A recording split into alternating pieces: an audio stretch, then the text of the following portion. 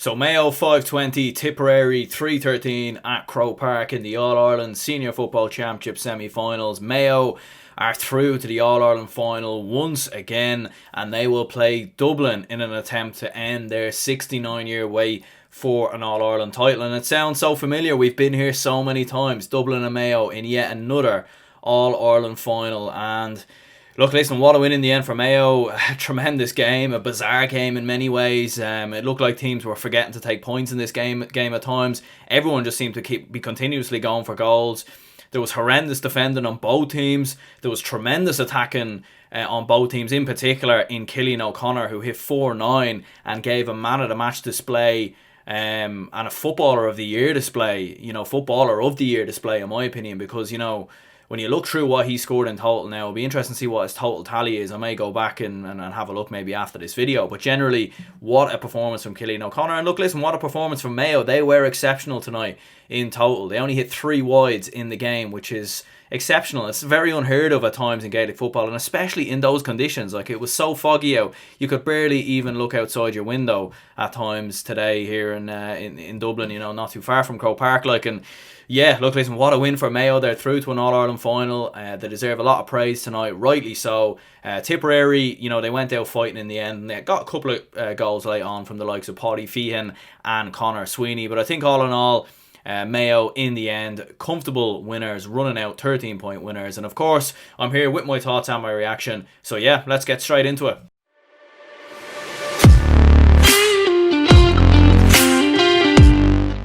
What's going on, everyone? It's Aaron here from GA Fan TV, back again of course with my match reaction after Mayo have ran out 13-point winners over Tipperary in the All-Ireland Senior Football Championship semi-finals. And yeah, look, listen, like I said there in the intro, what a win in the end for Mayo, booking their place into yet another All-Ireland final. And it's quite incredible. It's always been between Mayo and Dublin down the years. They always seem to meet each other, whether it's semi-finals, whether it's finals. I think 2018 is the only year I can remember, maybe going back to 2014, where Dublin haven't met Mayo in the championship. I mean, we played Mayo in 2015 in those two semi-finals, 2016 final, 2017 final, 2019 last year semi-final. I mean, just quite incredible that Dublin and Mayo always seem to play each other.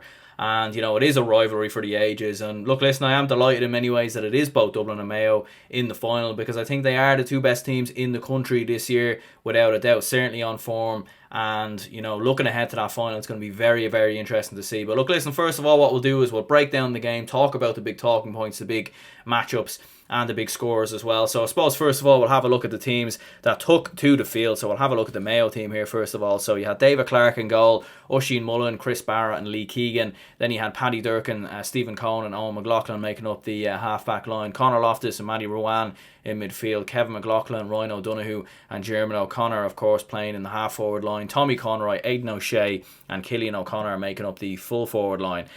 For Tipperary, you had Evan Comerford in goal, Alan Campbell, Jimmy Feehan and Colm O'Shaughnessy, Bill Maher, Kevin Fahey and Robbie Kiley, Stephen O'Brien and Liam Casey in midfield, Colin O'Riordan, Michael Quinlivan and Conal Kennedy in the half-forward line. Brian Fox, Conor Sweeney and Coleman Kennedy made up the full-forward line. And just quite an extraordinary game altogether. And you're looking through some of the scores, like Cillian O'Connor hitting 4-9, 6 of them in total were from place balls.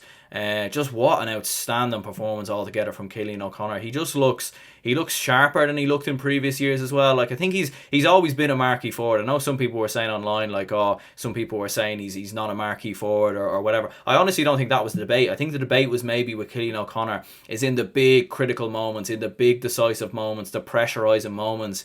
Does he have the bottle? And in previous years in All-Ireland finals, you could probably say, well, maybe he didn't. He missed big frees and big moments at times for Mayo that ultimately ended up costing them All-Ireland finals. But look, listen, I don't think anyone can take away his ability, his skill, and his levels have completely increased and improved as well. He's had injuries in the past as well. It looks like he's shaking them off, so he's probably functioning at an extra 10 to 20% now as well. He seems a lot quicker off the ball now as well. His movement seems a lot more sharper, and he's really just playing outstanding. And for me, undoubtedly Footballer of the Year in 2020. I think you might as well just give him the award now, in my opinion. I think there's a couple of players who maybe run close, like maybe Brian Fenton. Maybe you could also say Thomas Gallagher as well. But I think in general, Cillian O'Connor absolutely outstanding, 4-9 in the game. Tommy Conroy was superb as well, 4 points.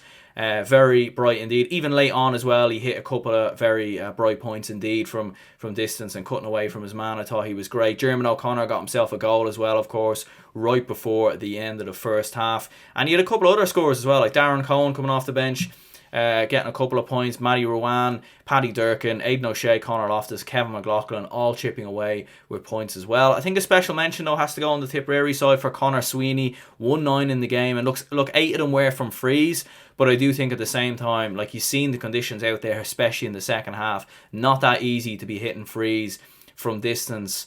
Compared to other games, for example, and 1-9 in particular, very, very impressive. And that goal right at the end, very, very impressive finish. And look, listen, he probably could have had another goal. He did miss that chance at the start of the first half, when the ball was played in, and he caught it one-handed and ended up hitting the shot straight at David Clark.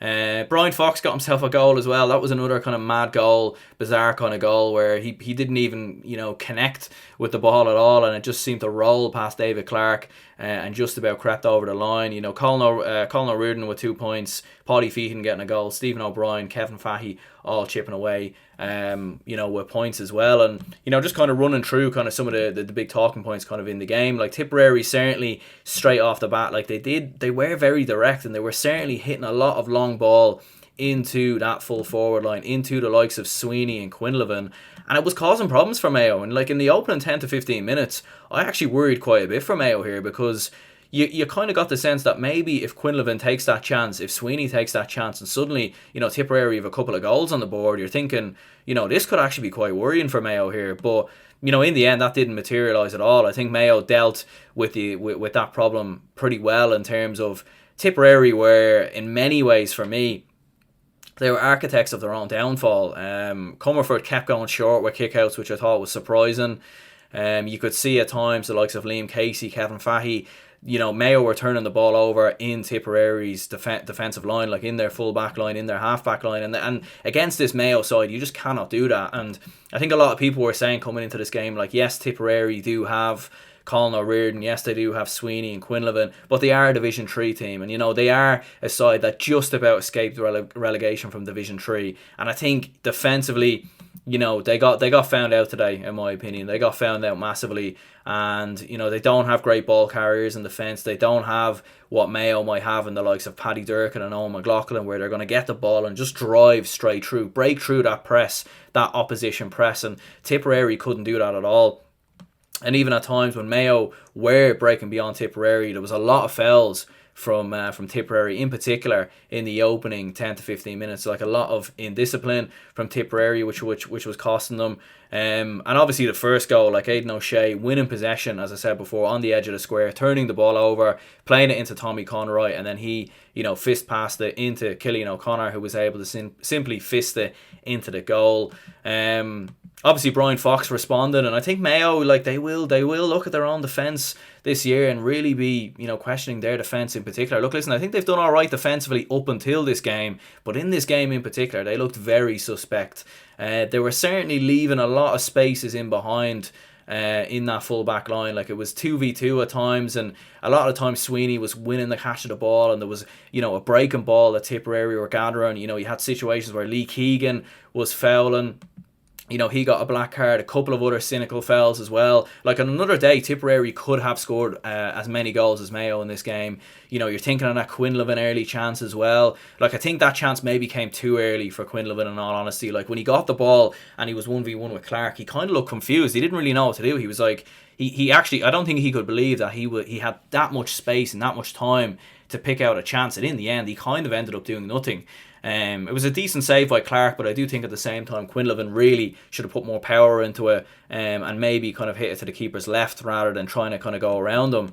And certainly going into the second quarter, obviously it was 1-6 to 1-2, and really in that second quarter, that's where Mayo pulled away massively. They ended up hitting 3-6 in the second quarter of the game. Cillian O'Connor, wonderful, intricate build-up play, and he gets through and just powers it past Evan Comerford. A beautiful finish altogether. And as I said before, Tipperary, architects of their own downfall. Liam Casey, very poor pass. You're always told, if you've ever played Gaelic football at any level, you're always told that never play it across, your own box. Never play it across your goalkeeper. Never put your goalkeeper in that kind of a weak position. And Liam Casey unfortunately did that. Very poor pass, and O'Connor was there once again in the right place at the right time. And I think that's one thing that Cillian O'Connor probably doesn't get enough praise for as well, is that he just always finds himself in the right place at the right time. I think we've seen that in the Leitrim game as well, where he was there to break on loose balls, and once again he's able to do so again in this game. And yeah, the game was well and truly over at half time. Like Mayo 4-12 to 1-5 up. Obviously had that late goal as well in the first half from Jeremy O'Connor. And really from there it was all but game over. It was just mainly about, could Tipperary finish on a high? Could they really give it up? Because you were worried with that scoreline, like 4-12 to 1-5. You thought, like, this could be an absolute embarrassment. Like Mayo could end up scoring maybe 7 goals in this game and finish 7-20 or something like that. You didn't know, like. So you did worry a bit for Tipperary, but to be fair, they came out in the second half and they were, very impressive. Paddy Feehan got that goal. Conor Sweeney got a goal as well. They could have had another goal. Liam Boland missed a chance. Quinlivan was pulled back by Lee Keegan when he was going through on goal.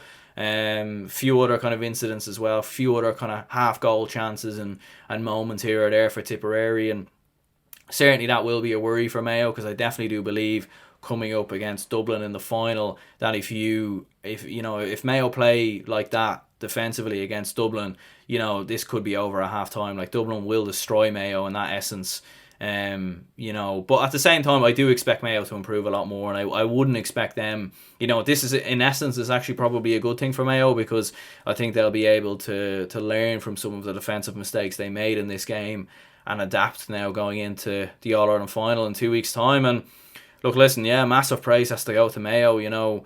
The All-Ireland final, it's almost like a free hit in many ways. Like, they are very much in transition in many ways, and with the fact that you have had a lot of players get older, and with the fact that everyone just had Kerry, Donegal as the closest challengers to Dublin. No one really considered Mayo, other than Jim McGuinness, who actually tipped them to win the All-Ireland before a ball was kicked. But yeah, just mad. And look, listen, Mayo deserve a lot of praise. I mean, I know there's been a lot of talk in the past couple of days about Dublin being too far ahead, and Dublin are this or Dublin are that. I honestly think that it's all a load of bollocks, to be honest with you. Like, don't get me wrong, I do think Dublin have loads of resources, loads of funding, blah blah blah, but I think having the conversation straight after they beat Cavan last night was just a little bit premature, in all honesty. Like, they are far ahead, but the reality is you've got two of the best teams in the past 5 years playing against two Division 3 teams in the All-Ireland semi-finals, and what we have actually seen is that Dublin and Mayo have obliterated the opposition that they've played, and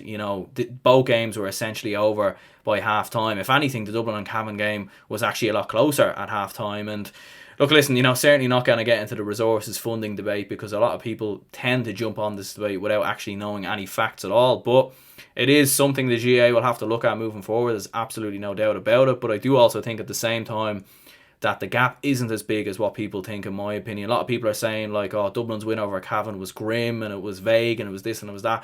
It was a brilliant performance, and I think Dublin should get the praise, just like Mayo should get the praise today. And the fact that people are pinching holes in brilliant performances is actually quite disappointing. And thankfully I didn't watch the coverage on RTE yesterday, and I made my video straight after the game yesterday, so I didn't have time to actually see what Colin O'Rourke was saying. But I'm very glad I didn't, because the idea of stripping away a county's identity and achievements, and splitting them into four is just, it's clown talk. In all honesty, it's absolutely ridiculous.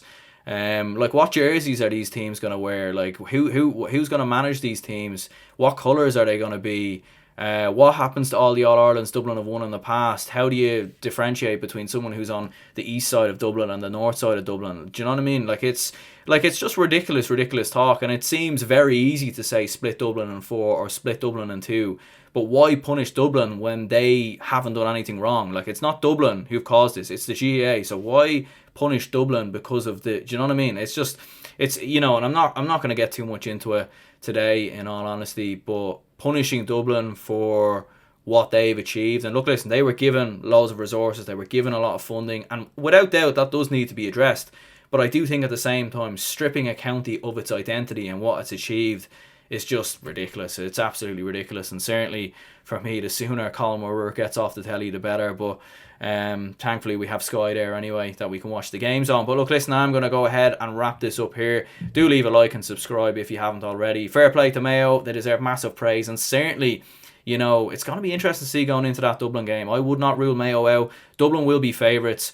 But look, listen, if there's anything we have learned between Dublin and Mayo in All-Ireland finals, there's always only a hop of a ball in it. Literally. It's always very close, and I would probably expect it to be the same come 19th of December. But anyway, I've spoken way too much here, so I'm going to wrap this up here. My name is Aaron. Leave a like, subscribe, and yeah, I'll see you in the next video.